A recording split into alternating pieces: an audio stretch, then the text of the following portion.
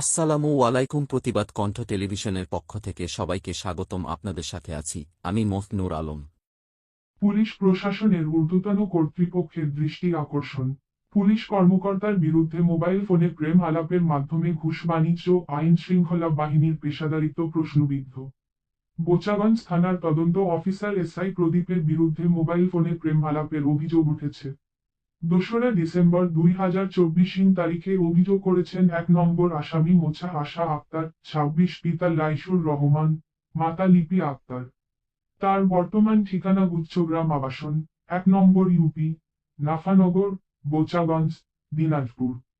হাল ঠিকানা সৈয়দপুর, গড়াই, মির্জাপুর, টাঙ্গাইল। মোছা আশা আক্তার জানান মুঠোফোনে তার চতুর্থ স্বামী মোহাম্মদ মজিদ খানকে বোচাগঞ্জ থানার তদন্ত অফিসার এসআই প্রদীপ প্রায়ই ফোনে বিরক্ত করেন এবং তাকে প্রেম নিবেদন করেন। আশা আক্তার আরো বলেন, আমার নাম্বার পুলিশকে দিয়ে কি প্রমাণ করতে চাও? আশা আক্তার আরো বলেন, আইনের প্রতি ধিক্কার জানাই এবং প্রবীণ সাংবাদিক মোহাম্মদ মজিদ খানকে নোংরা ভাষায় কথা বলেছেন। তার কাছে এ বিষয়ে কল রেকর্ডের প্রমাণও রয়েছে। ভুক্তভোগী প্রবীণ সাংবাদিক খান মোহাম্মদ মজিদ জানান, এই নাম্বার ট্র্যাক করলে অভিযুক্তকে খুঁজে পাওয়া সহজ হবে। তবে তদন্ত অফিসার এসআই প্রদীপ প্রেম আলাপন করে নগদ অর্থে ঘুষ বাণিজ্য করতে চান। আসসালামু আলাইকুম, কেমন আছেন? কেমন আছেন আপনি? আচ্ছা, ভালো থাকো, যেখানে আছো ভালো থাকো। আজ আসিও না, কালো আসিও না। আমি তোমাকে মুক্তি করে দিছি। তুমি এখন মুক্ত পাখির মতো ঘুরে বেড়াও।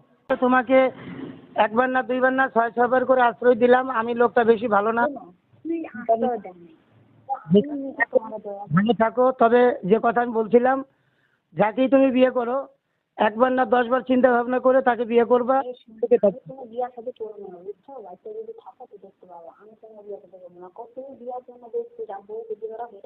তবে এইবার নতুন করে আমার অপরাধ ছিল, ভালো কথা। সন্তানগুলো তো কোনো অপরাধ করে নেই।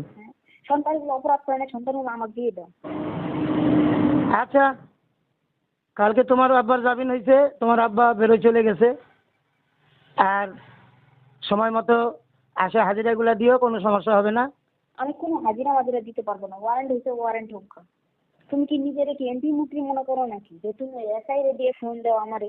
আরে আমি যদি ইচ্ছা করে চিন্তা তো পারলে দিতে পারতাম, কিন্তু এসআই আমার ফোন দিয়ে বিরক্তি করে কে? কোন এসআই ফোন দিছে? হ্যাঁ, উনি তো আমাকে প্রতিদিনই ফোন দেয়, দিনে 2-3 বার করে ফোন দেয়। কেন ফোন দেয়? হ্যাঁ, একটা কথা মনে রাখবা, আইনের ফাঁক দিয়ে জামিন নিতে পারবা, বেরোতে পারবা, কিন্তু পালাই তো থাকতে পারবা না। আইনের চুরি, আইনের গোষ্ঠীরও চুরি।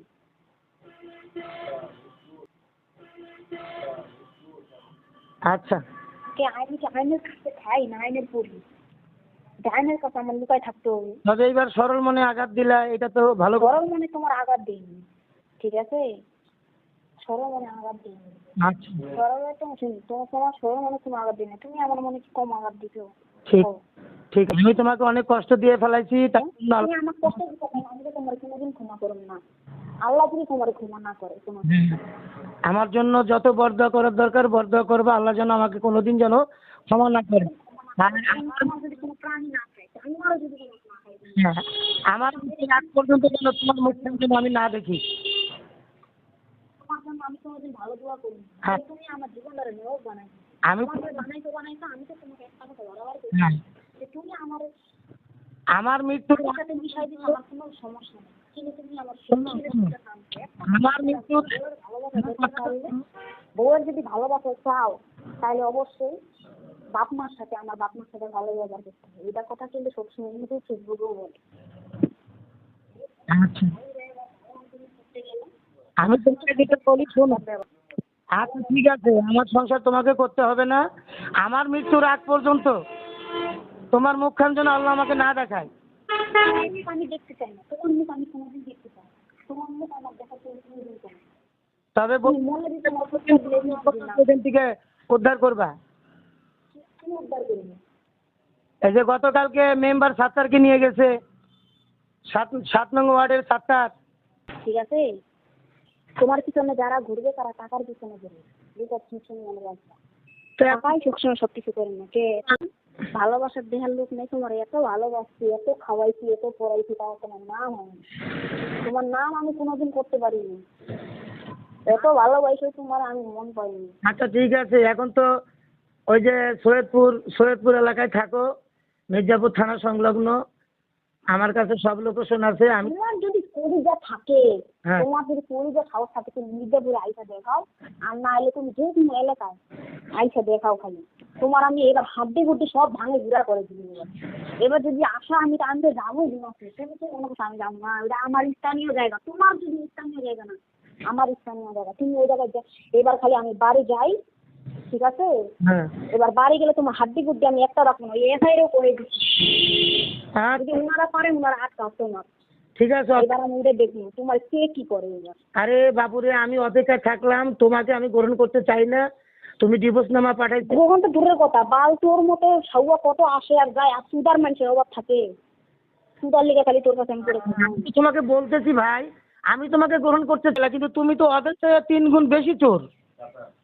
তুই তো চোর বানাইছিস, তুই তো আমার চোর বানাইছিস। যেই সব সাথে যেরকম থাকবে ওরকম। আর একটা কথা মনে রাখিস, আমার সন্তানকে তুই তো কখনো কখনো আটকে রাখতে পারবি না, ঠিক আছে? ওর নাকি আছে ঠিকই নিয়ে যাবে, আমার ছোঁয়াই সামনে তুই বাল ফেলাইস, আমার বালটা ফেলাই দিস এবার। আর আমি ছোঁয়া নিয়ে আমু না তো, ওরা বড় হোক, কামাই তোর কামাই খায় বড় হোক, তারপর ঠিকই নিয়ে আমু, সময় হলে নিয়ে আমু। ঠিক আছে। এখন নিয়ে আসে কি আমি কি এই যে সবলম করবো নাকি ওকে খাওয়াবো? 16,09,200 টাকা এই 6 বছরে ক্ষতিগ্রস্ত করলাম। গণমাধ্যমে